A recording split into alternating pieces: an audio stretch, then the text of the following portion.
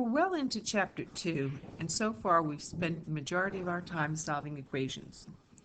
We started with one step, just one inverse operation. We went on to either two inverse operation in the two steps or combining like terms. We then went into multi-step, which included using the distributed property. And then we encountered variables on both sides of the equations. We found out that we could have one solution, no solution, or identities which are infinite solutions. And lastly, we were working on our literal equations. I thought we'd spend a short time today doing a little practice since we have an assessment next class. We'll start off by solving some simple linear equations, and we have one step and some two step and some multi-steps on this slide. Try them and we'll check your answers. We know that when we see a one step, we look at it and we think one inverse operation. Sometimes our variable will be on the left and sometimes it'll be on the right. Our goal always is to isolate the variable. So as we start this first one off, we will be dividing both sides by -4. Dividing by that negative, unlike signs, I'll get a negative answer, and I'll get a -31 is equal to x. And I'll rewrite that so my variable is first, x is equal to a -31. I could check it because 4 times 1 is 4 and 4 times 3 is 12. Negative times negative is a positive. Good. On to the second one. I now have -16 plus some number is equal to -22. Well, once again, I'll use one inverse operation, also called using our property of opposites. And our properties, the properties of opposites, as well as our properties of equality, actually, where we do something on the left and we do the exact same thing on the right. It cancels on this side. I'm left with x is equal to, signs are unlike, you'll subtract and keep the sign of the greater absolute value. We can do the check. -16 plus a -6 will give us a -22. Third problem, and so far these are just one steps. I see division, my inverse will be to multiply. I'm multiplying both sides by -2, and x is equal to a +48. One steps. On to two or more steps.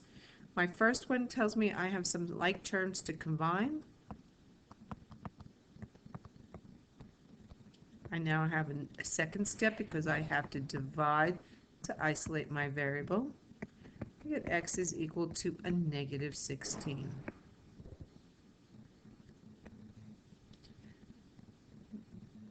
Fifth problem requires us to do two inverse operations.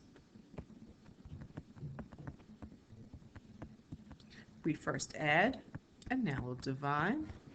Get x is equal to 8. Again, to do a fast check, 7 times 8 is 56. 56 minus 3 is 53. Last problem on this particular grouping asks for us to distribute. We have to eliminate those parentheses. We get 3x minus 3 is equal to 108. I'm going to add 3 to both sides. I get 3x is equal to 111. Now I might say, well, I don't know if that's divisible by 3. Well, rules of divisibility say if you add up the sum of the digits, if it's divisible by 3, the entire thing is. Well, 1 plus 1 plus 1 is 3. It's divisible by 3. Let's divide both sides by 3. And I will get, goes in 9 times, with 2 left over, and you get 37. So those were some example of our one-step, two-step, and a couple of multi-step. Let's try just a couple more. My next one is the first one where I see I've got variables on both sides. Remember, this equal to sign is sort of separating and saying this side is equivalent to that side. So if those two expressions are equivalent to each other, we have to find that value that makes the two balance. Well, first of all, there's nothing to simplify, so I'm going to go right to collecting my variables to one side. That leaves me with 5x minus 2 is now equal to a negative 17. I have two inverse operations. I'm going to add 2 to both sides. I now have 5x is equal to a negative 15, and divide by 5 on both sides, and I get x is equal to negative 3. If I substitute a negative 3 on the left and on the right, the two sides will balance. The problem to the right here has things to simplify on both sides of the equal to sign. So we'll first get a 6x minus 4 on the left, and we'll get a 6x minus 4 on the right. Variables on both sides will collect. My variable terms cancel out. I'm left with negative 4 is equal to negative 4, which is a true statement, which is what we call an identity. And in an identity, we find out that we have infinite solutions where x is equal to all real numbers. So you have two possibilities of ways to represent that in your answer, but you need to state it in some form. On to the next one. Again, I required to simplify first. I'll have 4x minus 32 on the left. I'll combine some like terms. 5x minus x is 4x minus 8. Once again, variables on both sides. Let's collect them by subtracting. And we'll notice that they cancel out. This time I'm left with negative 32 is equal to negative 8, which is a false statement, so there is no solution to this problem. The very last problem I want to do in our review requires us to look at a literal equation. And once again, a literal equation is an equation that contains more than two variables. And when I look at this one, they want us to solve for b. I'm going to start first by subtracting c on both sides. That leaves me with a times b divided by 3 is equal to d minus c.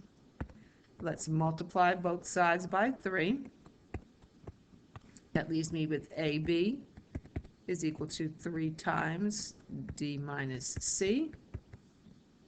I can now divide both sides by a. And I can even simplify a little bit further if I wanted to.